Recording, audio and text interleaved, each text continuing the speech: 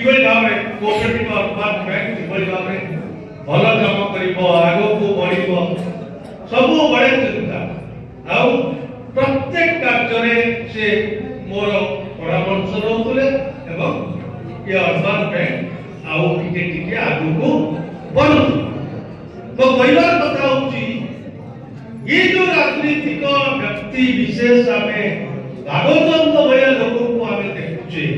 आजिकाली राजनीतिक नेता से बड़ी गुण आपण पाइबे नाही कारण आजिकाली राजनीतिक नेता माने किमिति क्षमता के रहिबे किमिति अर्थ रोजगार करिवे ये कथा मु कहूनी समर्थन की कथा ऑल सेल्फ को कथा कहूनी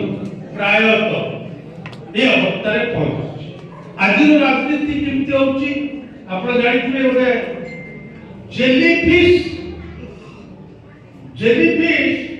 से कोकर बेले गेंडा को दे दे आजिकली राजनीति नेता माने इशू गेंडा से गेंडा को दे देला परे से जेलीफिश की गेंडा खाई दिए किंतु गेंडा मरे नहीं गेंडा ता भीतर था आउ से ताको तो भोत लागे से टिके टिके से जेलीफिश को काट खा तब शेषरे से जेलीफिश मरी जाए किंतु गेंडा जीवित था वर्तमान राजनीतिक व्यक्ति माने ये गेंडा सदृश हे गले मु काली